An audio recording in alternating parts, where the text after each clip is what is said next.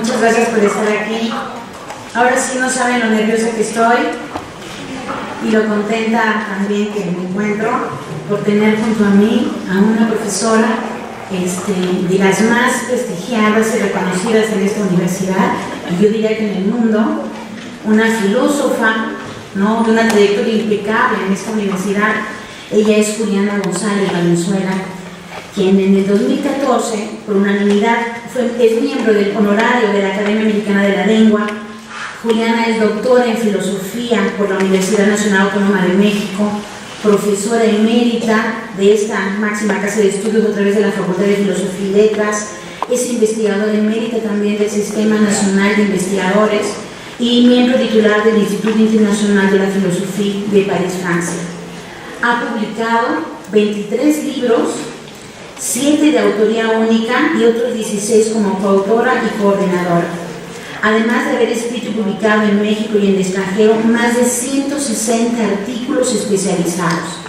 Entre los libros de su autoría se pueden destacar Ética y Libertad, El malestar de la moral, El poder de Eros, El etos, Destino del hombre y Genoma humano y dignidad humana.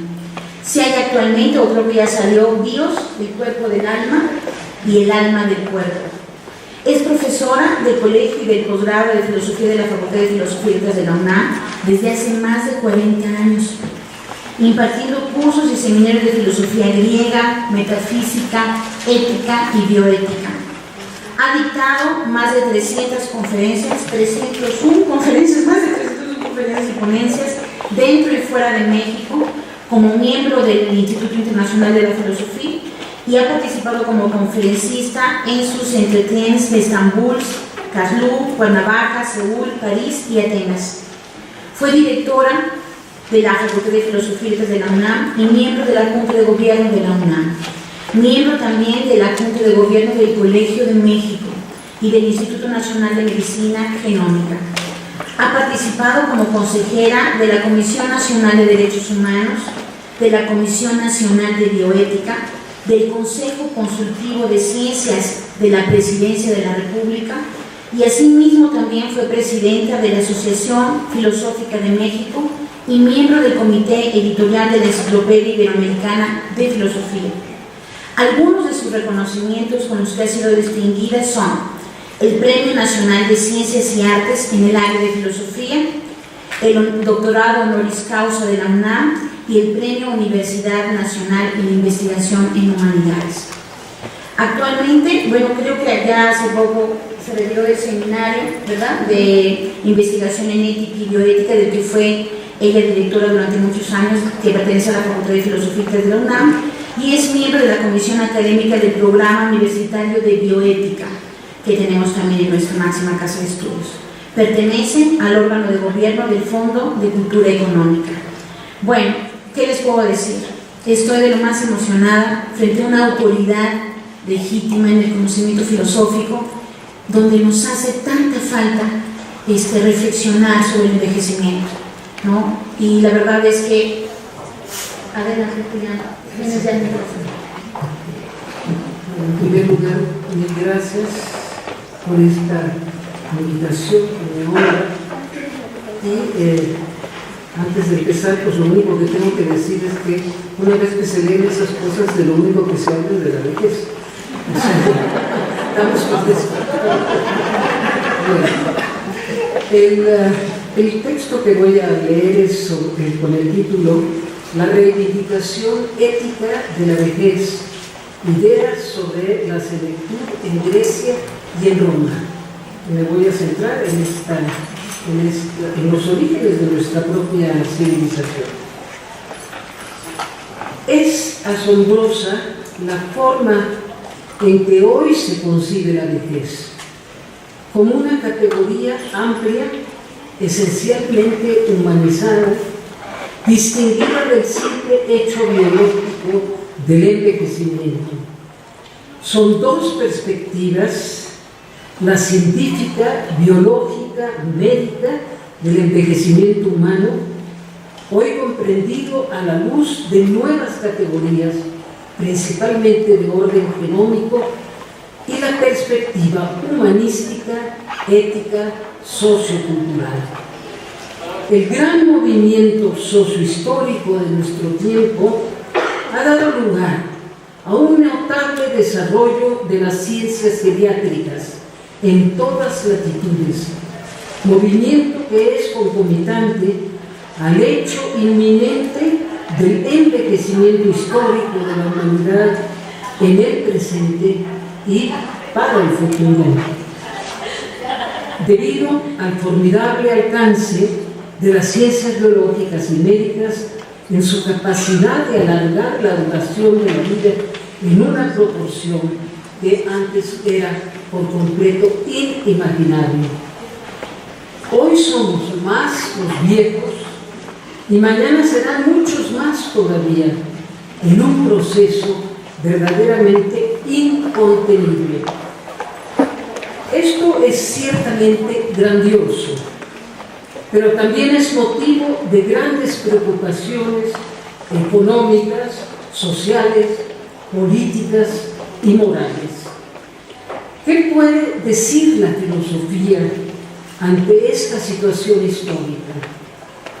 La filosofía habrá de proporcionar las razones éticas y humanísticas para la justa y objetiva valoración de la vejez y con ella del reconocimiento del puesto que tiene la tercera y la cuarta edad en la sociedad actual. La geriatría de hoy tiene como función fundamental el reconocimiento de la dignidad constitutiva de la vejez humana, dignidad que coincide con el reconocimiento inequívoco de los derechos humanos correspondientes. Frente a las aberrantes concepciones y actitudes de denigración a los viejos y a la vejez, se produce este importante proceso histórico de la creación de múltiples instituciones al servicio de la redignificación de la última pero importante edad de la vida, más allá de toda discriminación sexista, racista, clasista o de cualquier otra índole.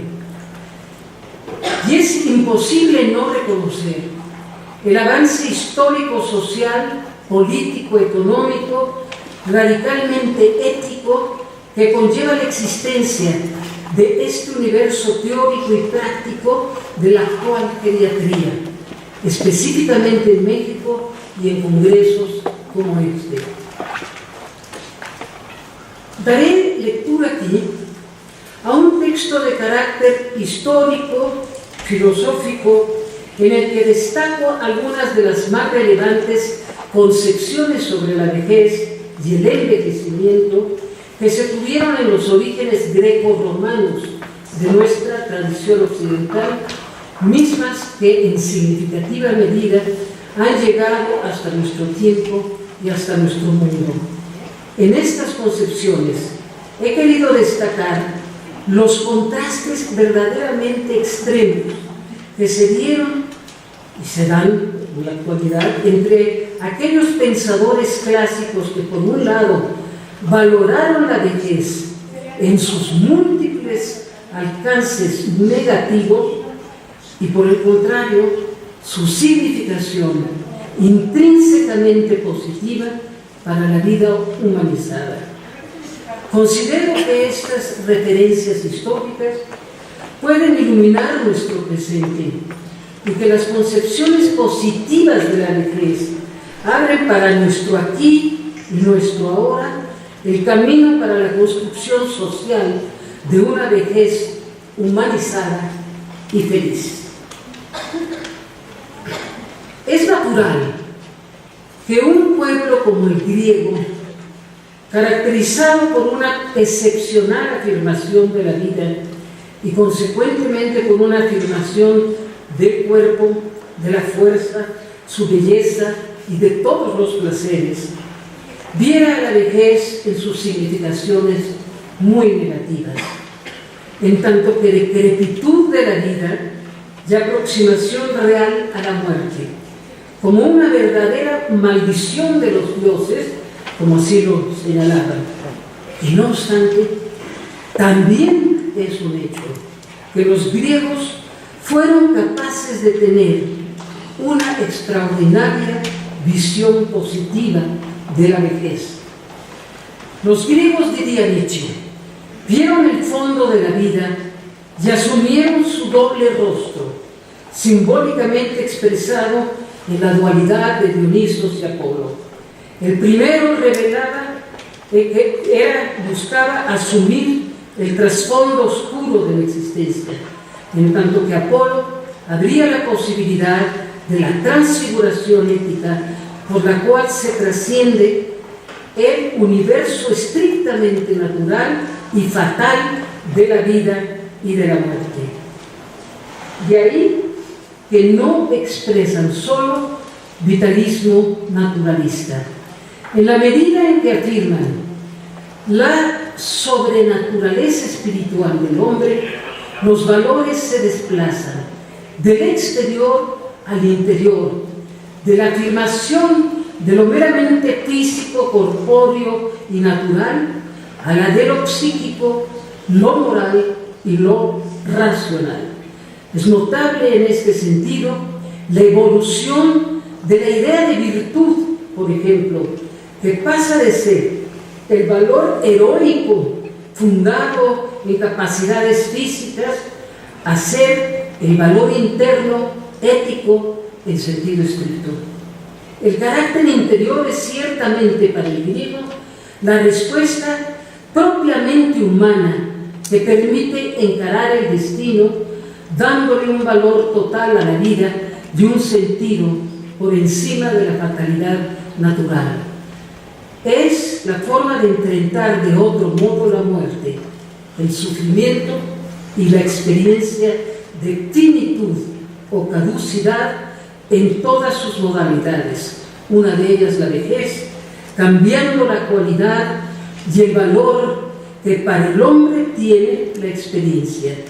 Así, la vejez se torna signo de sabiduría y de virtud, y los ancianos, llamados presbytae, fueron considerados como sabios y como guías.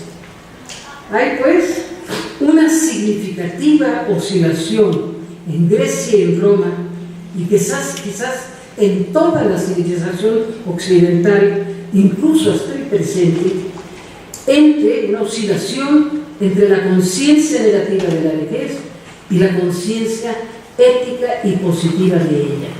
Gracias a esta última, los hechos del destino fatal pierden peso, y el secreto del bien y del mal, así como de la felicidad y el sufrimiento, se traslada de lo objetivo y natural al ámbito interno del carácter, del ethos, como se dice en griego, a la manera de asumir los hechos de la existencia.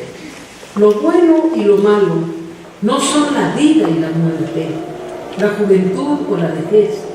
Lo bueno o lo malo es la manera de vivir unas u otras. Este desplazamiento, este cambio de foco en la valoración es la humanización ética de la vida, incluyendo, desde luego, la etapa de la vejez. En Grecia sí, se encuentran múltiples testimonios de la valoración realista y, por supuesto, negativa de la vejez, tanto como de la valoración ética positiva de ella.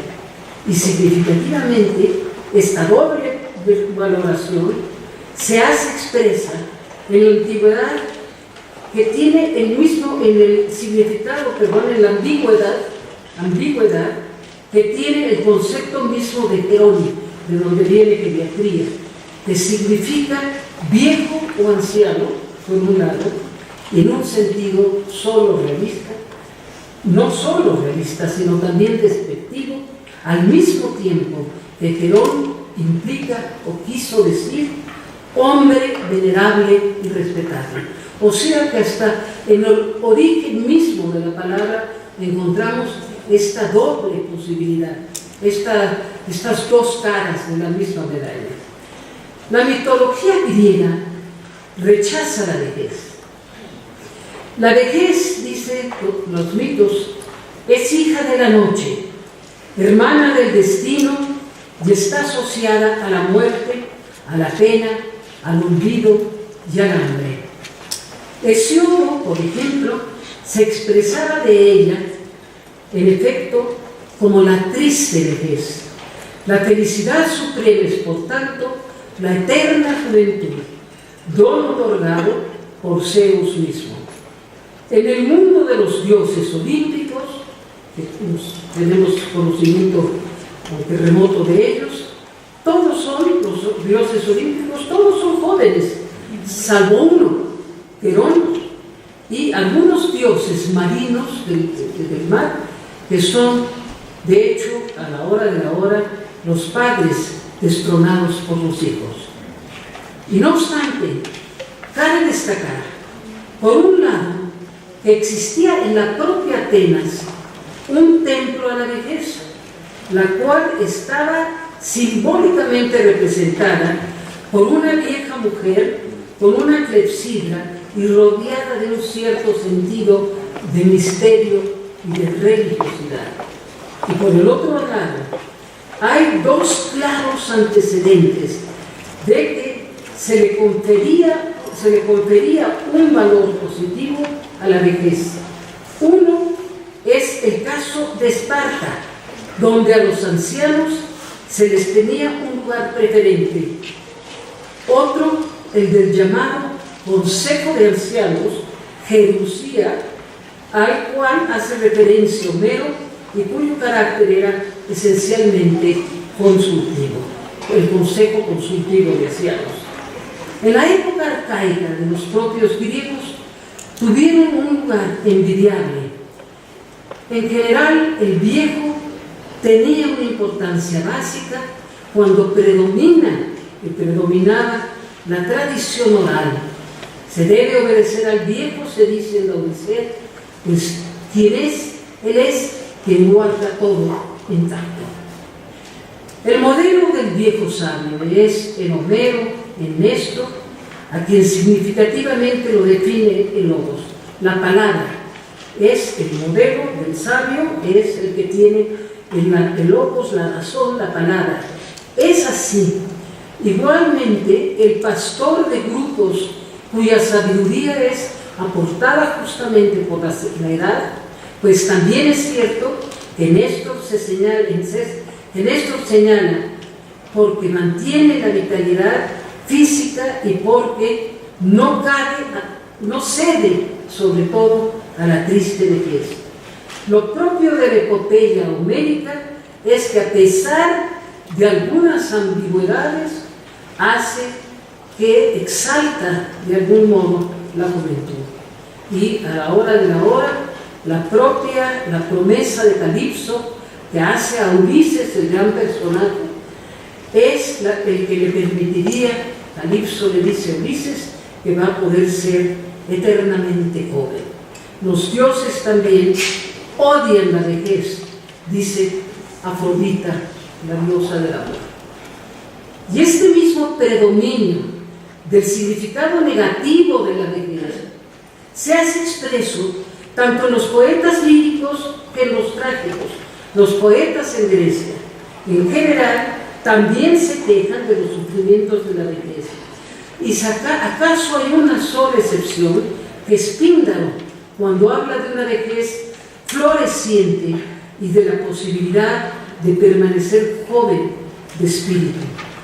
En el contexto de la tragedia griega, por su parte, el Herón, el viejo, vale por su autoridad moral como guía espiritual, el cual resulta decisiva cuando han de tomarse las grandes decisiones.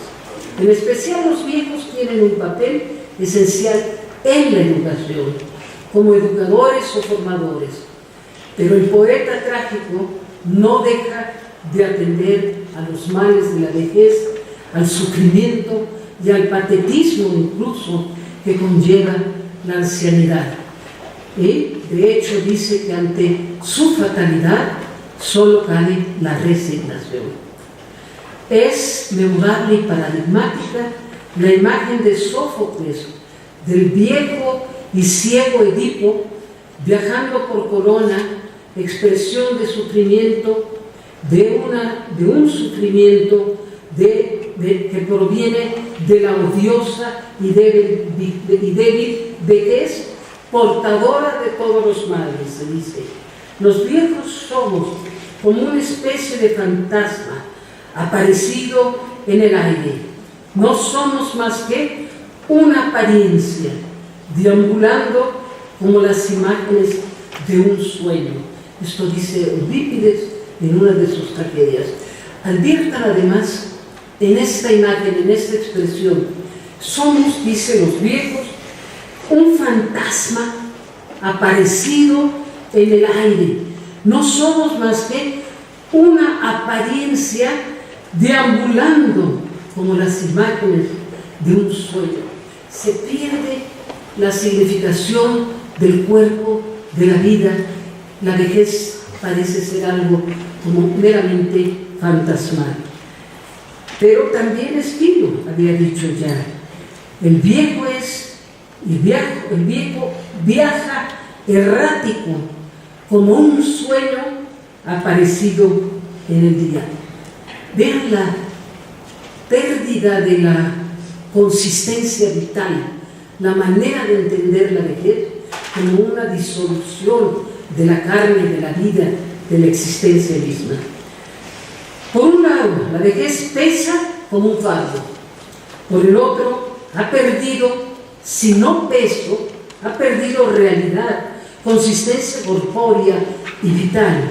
El viejo tendría una existencia fantasmagórica, próxima, evidentemente, a la muerte. Y por su parte, como es previsible, la comedia griega, en especial la de Aristófanes, hace una crítica y una sátira radicales a los males concretos de los viejos, en especial a su ridiculez y a su lubricidad. Los viejos son portadores de pasiones grotescas, se dice. Bueno, y si la escultura griega llega a exaltar de manera única las cualidades del cuerpo humano, siempre lo hará, como todos sabemos, en la plenitud de su vida y de su belleza. Vayamos a todas las grandes obras conocidas de la escultura griega, de la belleza de los cuerpos jóvenes, de hombres y mujeres, en la perfección y en el equilibrio anatómico, en el movimiento, los músculos, la vibración y el calor de la vida. Y en el caso de la comedia de Aristófanes, ocurre en relación a la vejez que los cuerpos se resaltan por su degradación, por su flacidez, su carencia de movimiento y de ímpetu de vida. Como ven ustedes, una imagen brutalmente negativa de la vejez. En el período de los poetas y los sabios, en el mundo de Hesíodo y Homero, tanto como de la tragedia así y de la comedia, y lo que se hace expreso es en efecto el valor negativo de la vejez. Pero lo importante y lo interesante es que no será así ya. En cambio, en algunos de los filósofos clásicos, griegos y romanos, donde cabe percibir incluso lo opuesto, el sentido positivo de la senectud, particularmente en Platón y en Cicerón y en Séneca, aunque también se dará la posición contraria que, en definitiva, lamentablemente sostuvo el propio filósofo Aristóteles. En correspondencia a su dualismo entre el cuerpo y el alma, Platón hará, por el contrario, una intensa apología, defensa de la vejez, expresada en una figura, la de Céfalo, un personaje de la República, la obra maestra de Platón.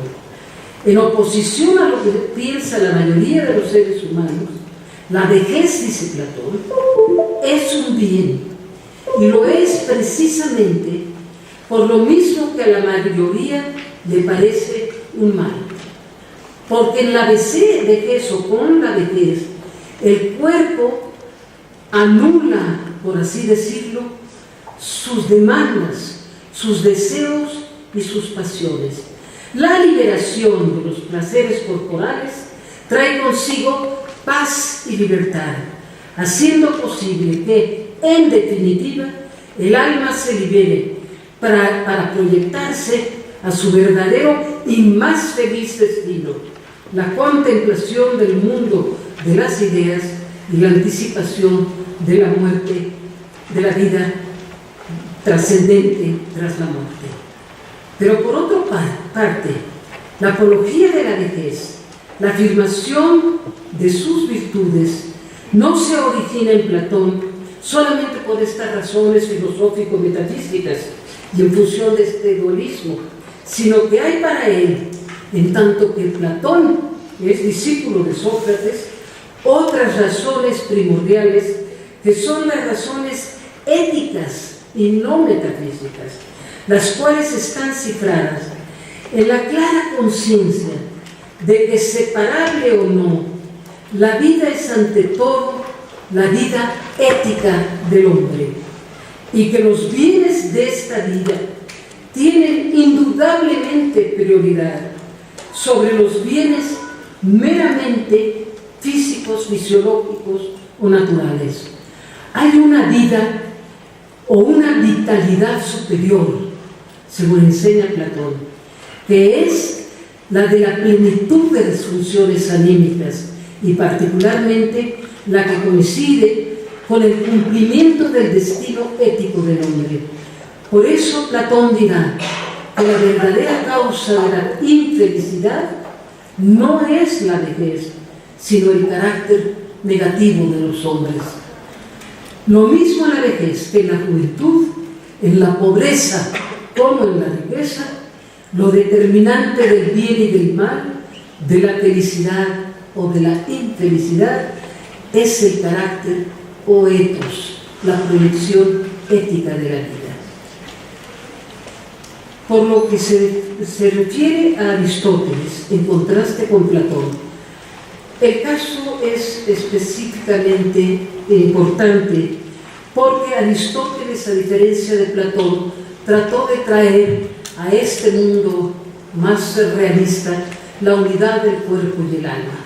Entonces, no negó la existencia de ese más allá trascendente de Platón, y entonces en la vida aquí, pues el cuerpo está íntimamente unido al alma y sobre todo el alma es inseparable del cuerpo. Hablaré también de lo que viene después del auge de los griegos, que es la época helenística y luego la helenística romana. Una nueva y muy contrastante visión está representada en la idea básicamente positiva de la senectud que va a predominar en el mundo helenístico y en algunos de los más grandes filósofos latinos. En general, el helenismo, en tanto que cosmopolita, yo creo que esto hay que subrayarlo, el helenismo, en tanto que cosmopolita y abierto a todos los pueblos, no tiene prejuicios ni de raza y, por supuesto, tampoco de edad. Todo tiene valor para las genuinas personalidades, sean jóvenes o viejas. Es notable así lo que expresa la escultura de esos tiempos, a diferencia de la escultura de los clásicos griegos. En esta otra escultura, lo que vamos a encontrar, lo que predomina, es el retrato interior, y en especial hay una abundancia de representaciones de personas viejas que hacen expresa una imagen reconciliada con la vejez e incluso con la grandeza y la excelencia. Plutarco, el último escritor griego, aunque reconoce las debilidades algunas de los ancianos, considera que el deber de un hombre no es retirarse con la vejez, sino al contrario, participar en la vida pública. Las virtudes morales de experiencia, prudencia, prestigio, son cualidades preciosas que hacen de los viejos seres indispensables para la vida pública. Así dice, la edad no disminuye tanto nuestra capacidad de cumplir con las tareas interiores, cuanto que aumenta nuestro poder de dirigir y de gobernar. Modelo de cosmopolitismo será, obviamente, como todos sabemos, Roma. Durante la República Romana, los viejos tendrán incluso un sitio no solo de privilegio, sino que se dará una posición incluso extrema, particularmente destacada en la figura de lo que era, o lo que llamaban los romanos, el pater familias, que era concebido como el jefe absoluto, cuya autoridad no tenía límites y podría hacer con sus hijos lo que quisiera. Los podría vender, destruir y hasta matarlos si fuera el caso. La República Romana ciertamente fue la edad de oro para los viejos, cuya ley valía tanto en el orden familiar como en el político del Estado. Pero, a partir del imperio, y por el contrario, como una consecuencia natural de estos abusos del imperio, el viejo se convierte poco a poco en una figura odiada. Pasamos al otro lado de la medalla, en una significativa lucha generacional, en la cual los ancianos pierden poder, aunque siguen teniendo presencia. En realidad, mientras más les confiere poderes la ley, más serían detestados por las generaciones suficientes. Subsiguientes. Serán algunos literatos, en especial los poetas, los cómicos, quienes realizan la crítica al viejo en términos similares a los de las críticas griegas, aunque enfocándose en este caso en el carácter tiránico, adviertan los cambios históricos, el carácter tiránico y en la pretensión de omnipotencia que llegaron a tener los viejos en Roma. Destaca en especial la denigración que de la mujer vieja hace Horacio, uno de los grandes escritores. Dice: el cuerpo femenino, que había sido símbolo de la belleza y de la juventud, ahora en la vejez se convierte en el de la fealdad absoluta, descrita como con toda crueldad y vulgaridad. En cambio, la apología y el significado ético de la vejez encontraron sus mejores, más lúcidos y profundos defensores en Séneca por un lado y en Cicerón por el otro. Nos vamos al otro lado de la medalla. Por lo que respecta a Séneca, particularmente en su memorable carta a Lucilio, el estoico, o sea, el propio Séneca, tiene una idea también positiva de la vejez en la medida en que ésta es vivida con sabiduría. Séneca describe una vejez activa que supera la indolencia y a la vez es pacífica. Su bien está cifrado en el ejercicio tanto del propio cuerpo como del espíritu, y este en especial se define como la vida en la razón y la vida en el conocimiento en general. El dialogar, el conversar, al igual que leer y aprender, así como saber disfrutar de una vida en el paseo y en el reposo, todo ello constituye las metas que caracterizan la sabiduría de la vejez, según Sófocles. Las formas de vida sabia conllevan necesariamente la felicidad que puede tenerse en la senectud. Claro está que si hay males físicos y males psicológicos, si hay enfermedad y sufrimiento en la vejez, lo que nos va a enseñar el estoico, el sabio, es que debe suicidarse, con plena conciencia de que este suicidio moral es una forma de liberación y un signo de haber trascendido el miedo a la muerte y aceptado la perfección del cosmos. Así dice Séneca: un hombre, por viejo que sea, debe siempre aprender. Importa sobre todo no dejarse ir, no hacerse negligente con su apariencia física y vestimentas. Es necesario vigilar la vejez y poner en ella los máximos cuidados, buscar la tranquilidad y dejar los negocios públicos, preferir el reposo, pero para meditar en las cosas filosóficas, encontrar ahí la vía de la eternidad. Date tú esta satisfacción de ver morir tus vicios antes que mueras tú mismo. Y la obra clásica sobre el tema de la vejez es la que se titula precisamente De Senectute, de la Senectud de Cicerón, en la cual se hacen las más trascendentales apologías o defensas de la vejez. En principio, él adopta los dos grandes argumentos de Platón. Primero, la mengua en los placeres del cuerpo y los sentidos coincide con la liberación del espíritu. Y segundo, que no es la vejez, sino el carácter difícil del humor salvaje lo que hace desdichada la vida a cualquier edad. Y el sabio es aquel que sabe aceptar de buen grado todas las edades de la vida. Pero Cicerón desarrolla con su propia originalidad y desde su propia perspectiva histórica y cultural sus argumentos en defensa de la senectud. Hay para él fundamentalmente 4 razones argumentativas.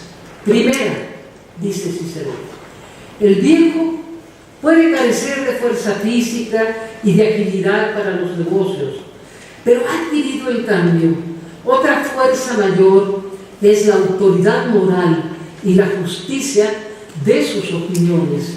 Cito: la vejez es laboriosa y siempre puede estar ocupada en alguna obra e incluso en grandes obras. Segundo, no es la vejez el mal, sino la enfermedad, y por ende hay que cuidar la salud. Es necesario resistir a la vejez y suplir por su industria aquello que falta, luchar contra la enfermedad, hacer ejercicio con moderación, alimentación, bebida, etc. Tercero, no cabe la condena a la vejez porque ella implique pérdida de los placeres. Por su parte, hay placeres que no valen moralmente, pero en cambio, nada más detestable, de hecho para él, que los placeres cuya duración e intensidad apagan la luz del alma. Pero en cambio, la vejez no está privada de los goces del amor, y existen otros placeres del espíritu que pueden colmar la vida de satisfacción y de felicidad. Cuarta, la última argumentación de Cicerón es la relativa a la infelicidad de la vejez por su proximidad a la muerte, punto en el cual Cicerón recobra los clásicos argumentos socráticos y de Epicuro. La muerte puede ser una de dos cosas. Esta es la gran enseñanza, sobre todo, de Sócrates. La muerte es una de dos: o es la nada, la aniquilación, o es un tránsito a una vida eterna. En ambos casos, sin embargo, la sabiduría con que se vive la vida hasta el último instante, la plenitud ética que se ha alcanzado, permite enfrentar la muerte en cualquiera de los dos casos. Y aunque Cicerón, fiel a Platón, cree en la inmortalidad del alma y asume sus mismos argumentos, sostiene de manera original la posibilidad de la aniquilación. Cito un pasaje importante de Cicerón. Si nuestro destino no es ser inmortales, es aún deseable morirse a su tiempo, porque la naturaleza tiene una medida para todas las cosas, comprendida en ello la vida. La vejez es en la vida una especie de acto final de un drama, y hay que temer que no se prolongue al punto de que uno se sienta fatigado, sobre todo cuando se está satisfecho de vivir. Es lo que puedo decir de la vejez, dice Cicerón. Cabe concluir así, que los griegos y los romanos no hicieron tabú de la vejez y fueron conscientes de sus males, expresando su indignación y su rechazo a la vejez. Denunciaron los males de ella con la misma pasión con la que afirmaron y expresaron los bienes de la vida y de la juventud. Y no solo hicieron expresa la decrepitud del cuerpo, sino también la del alma, recayendo en los males morales de la vejez, entre los cuales destaca la soledad, el miedo, así como los vicios caracterológicos que suele conllevar, tales como el ridículo y frustrado afán de mantener una vitalidad falsa, y junto con ella la necedad, la avaricia y la indolencia. Como lo hemos destacado, los griegos y romanos no tuvieron una idea unívoca de la vejez. Unos y otros advirtieron su doble faz, el apagamiento de la vida corpórea y la liberación que tal apagamiento o mengua trae consigo, en tanto que posibilita el despliegue de la atención humana hacia nuevos derroteros, hacia otras metas e intereses y hacia otras satisfacciones particularmente humanizantes. La antigüedad clásica encontró, es cierto, las dos fuerzas primordiales para enfrentar y trascender los males de la vejez: la salud y la ética, el cuidado del cuerpo y el cuidado del alma. La gimnasia y la medicina tuvieron sin duda una función central, particularmente en el humanismo griego.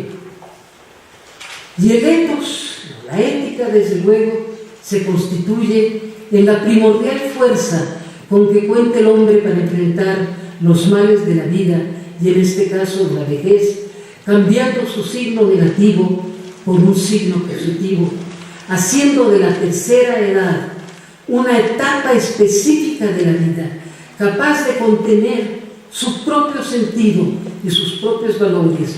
Lo único con que el ser humano puede encarar al destino es ciertamente la libertad. Se hace expreso también aquí que no hay situaciones que en sí sean buenas o malas, independientemente de la manera en que ellas son vividas o asumidas moralmente por el ser humano. Todo es, en este sentido, susceptible de ser bueno o malo en función del carácter humano, de la disposición o el ethos. Los más grandes bienes no son nada para el hombre que no los hace suyos desde su propio ethos, desde su conciencia, su amor y su libertad. Incluso la plenitud y perfección de la vida y de la juventud se disuelven en un vano sin dimensión interior del ethos. Y todos los males de la vejez y de la muerte pueden ser salvados por el hombre de bien, como lo expresaba Sócrates, por aquel que hasta el último momento de su vida tiene un proyecto ético que es el único que en definitiva da sentido y valor al vivir. No cabe ciertamente otra reivindicación de la vejez y de todos los males de la vida, incluyendo la muerte, que no sea ante todo esta vida ética, con todo cuanto esto significa: la vida en libertad, la vida en autoconciencia, la vida que se quiere de sí mismo, el saberse en el propio interior, etc. No cabe en realidad otra respuesta a estos males que no sea dada por la sabiduría de griegos y romanos. Es en esencia la misma respuesta que han dado los sabios de otros tiempos y latitudes. En las culturas tradicionales, en otras, por ejemplo, el solo hecho de haber envejecido sin desaparecer es una suerte de vínculo con las fuerzas temporales de conservación. La edad es una prueba de resistencia al paso del tiempo, una participación profunda de los principios de la vida e incluso de lo eterno. Que un ser haya resistido el desgaste del tiempo es prueba de solidez, de autenticidad y de verdad. Lo anciano, lo ancestral, lo antiguo tiene para muchas civilizaciones y culturas, tiene carácter sagrado. Alcanza la fuente de la existencia. Por esto el anciano llega incluso a sugerir la infancia, la edad primera de la humanidad y de la persona, la fuente del río de la vida. Y para terminar, me permito citar un conocido pasaje, con frecuencia cito, de una filósofa contemporánea francesa, en que siempre he encontrado y sigo encontrando una respuesta iluminadora del sentido de la vejez en nuestro tiempo. Es un pasaje de Simone de Beauvoir, la esposa o la amante de Jean-Paul Sartre. Dice Simone de Beauvoir: para que la vejez no sea una parodia ridícula de nuestra existencia anterior, no hay más que una solución, y es seguir persiguiendo fines que den un sentido a nuestra vida, dedicación a individuos, a colectividades, a causas, al trabajo social o político, intelectual o creador.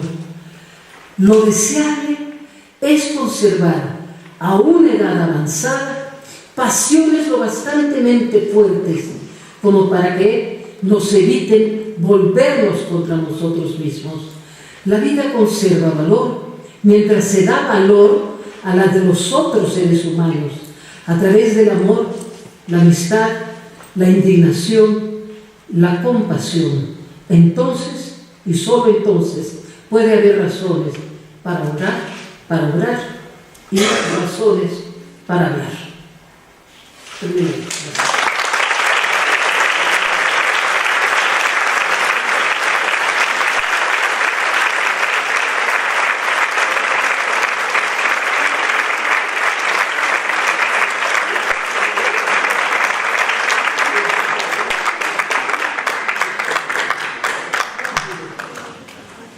Wow, se dieron cuenta porque era importante esa perspectiva filosófica y más viniendo de Juliana González. La verdad es que es impresionante la revisión que acabas de hacer, Juliana, muchísimas gracias. Y bueno, yo no más quisiera ver si hay alguna o dos preguntas del público, ¿no? Sobre este tema. A ver si hay alguien que nos pueda alcanzar el micrófono. Sí. Muchas gracias. Muy buenas tardes. Antes que nada quiero felicitarla muchísimo. Para nosotros es un honor poder escuchar sus palabras. Y bueno, tengo una pregunta encaminada a lo siguiente. Bueno, usted nos habla de estos vaivenes en las representaciones en torno al viejo, en todo este transcurrir de la humanidad, del hombre. Yo podría interpretar que ahora creo que hemos declinado un poco hacia este mal, en donde el viejo ya no representa la figura de autoridad que en algún momento representaba, etc.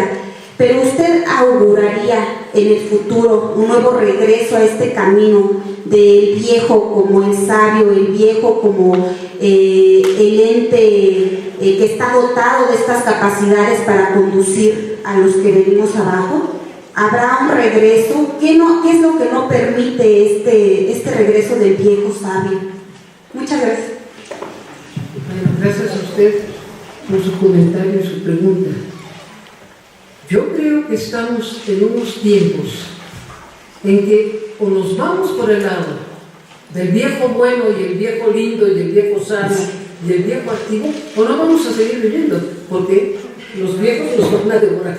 O sea, tenemos en nuestro tiempo, justo en el presente, creo que de las manifestaciones más importantes de esta revolución en nuestra manera de concebir la vejez, se está dando justo en esto, en estos encuentros, en estas sociedades, en todos estos institutos de geriatría, de todo. Creo que hay un movimiento en el mundo, pero particularmente en México, lo cual es verdaderamente asombroso y maravilloso, en donde hay un verdadero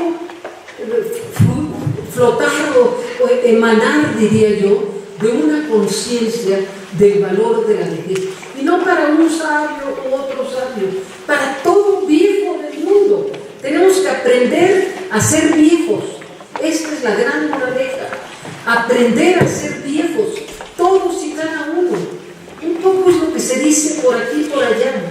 No se necesita ser viejo porque eres un genio. No, viejo porque eres capaz de aceptar tu vida, porque eres capaz sobre todo de promover tus fuerzas de amor por lo que sigue vivo. Tú puedes fomentar tu propia salud y felicidad amando todo lo vivo, comenzando por los tuyos. Y si no hay los tuyos, pues está el árbol, y está el mar, y está el cielo, y está tu propio ser, tu propia vida, que es un milagro. Entonces hay infinitas modalidades de reconciliación con la vida que es válida, son válidas para todos nosotros. No hay nadie que no pueda hacer esta especie de conversión, que no es fácil, no estoy yéndome con no. Y la vejez muchas veces viene cargada también de toda la parte negativa que hemos destacado, o sea, la pérdida de la vida, del cuerpo, la pérdida de la sexualidad, del amor, la belleza, todo eso. Entonces, como he perdido todo esto, entonces ya no soy nada, ya soy en efecto, como dice un fantasma. No, es que estamos ante una revolución, yo le llamaría así, de plano una revolución cultural fundamental de nuestro tiempo que abarca a todo el mundo y muy señaladamente en México. Porque en México además hay muchas instituciones, ya no es nuevo. México viene teniendo una conciencia muy enaltecida de la vejez. Ya están todos ustedes, pues a eso se dedican, ¿no?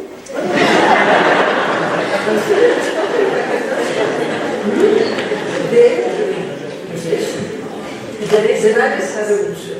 Sí. Sí, bueno, agradecer y felicitar a Vero, que trae cargando toda la responsabilidad de este gran evento, y también a Juliana González, que la queremos muchísimo y no se puede desaprovechar. Juliana, Graciela está ahí acá.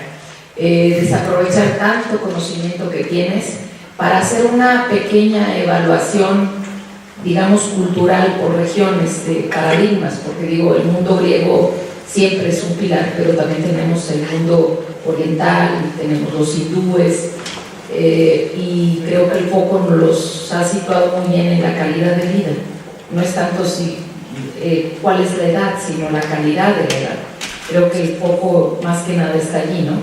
Y sobre todo estos otros modelos, ¿cuál considerarías tú como este modelo exitoso ya existente de envejecimiento, de ese curso de edad que se va viviendo como en el aquí y ahora? Es un poco, está implícito en lo que he escrito y lo que he dicho. Yo pienso que no se trata de que nos hagamos así una especie de, no sé, de utopía un poco irracional o loca o incapaz de lograrse, ¿no? De que todos de pronto, sí, permanecemos. No es esto, no cabe, no existe. Es un ir creando cultura. Ir creando cultura. La cultura se va haciendo poco a poco con esto, con lo que ustedes hagan, con lo que vengan en todo lo que se haga en todo el mundo. Es que además la población envejecida, como sabemos, va a ser la dominante. Entonces tenemos que hacerlo no solo por razones idealistas o axiológicas, sino por razones de vida o muerte. O encontramos una solución para que esta enorme población avejentada o envejecida, como le queramos decir, sea una población humanizada, sea una población de seres humanos que están viviendo, que tienen un sentido su vida vieja, que no sea el contraste, que la vida vieja es igual al sin sentido. No, vida vieja tiene sentido. Esta es la clave, que seamos capaces de identificarnos con las actividades. Ahora, ¿qué actividades? Pues varía como varía todo. O sea, el que vive en poblaciones no de las grandes urbes, digamos, bueno, allí los viejos, que además siempre enseñan, mucho más, tendrán un contacto con la naturaleza infinitamente más válido, con sus sucesores, sus nietos y bisnietos y todo, hacen una forma de vida infinitamente más sana y más alegre, hasta feliz. Y eso por lo que respecta a las formas de vida en los lugares no citadinos. Ahora, en las ciudades, el verdadero problema son las ciudades. ¿Cómo podemos dentro de nuestra vida citadina ser felices y viejos al mismo tiempo? ¿Usted cree que no? Yo creo que sí. Miren, todo depende de qué viejo sea, o cuál viejo, o cuál vieja. Si se trata de algún viejo empedernido que no quiere ya vivir, también puede encontrar. Yo creo que se abre nuestro tiempo tan horroroso en tantas cosas, tiene maravillas, puede encontrar en la lectura, en la música, en el paseo. Fíjense la insistencia en el paseo de los textos que hemos leído, la idea de la jardinería, del contacto con el pasto, con la flor, esto con el cielo, con las estrellas, con el pacarambas, con el prodigio del mundo. No hay nada más prodigioso, no existe nada, ni existirá más extraordinario que el universo. Entonces ahí lo tenemos. ¿Qué queremos hacer con él? ¿Estarle dando la espalda constantemente? ¿Por qué no sentarnos? ¡Oh, maravilla! Además, ya podemos sentar.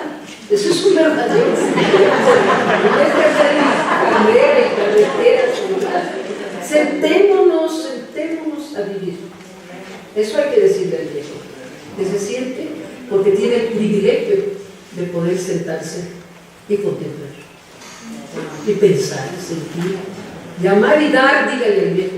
El viejo tiene que aprender a dar.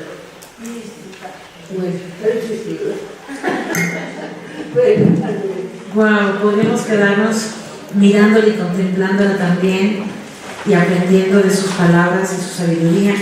Como actor, además, como actor totalmente activo y generativo, ¿no? Totalmente posicionado. Juliana también como una mujer mayor con esa sabiduría. Vieja.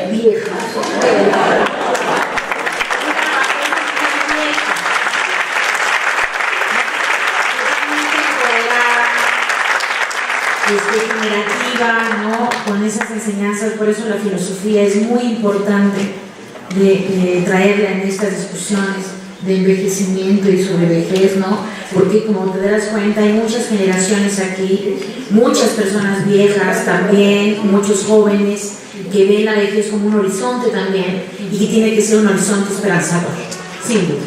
Muchísimas gracias.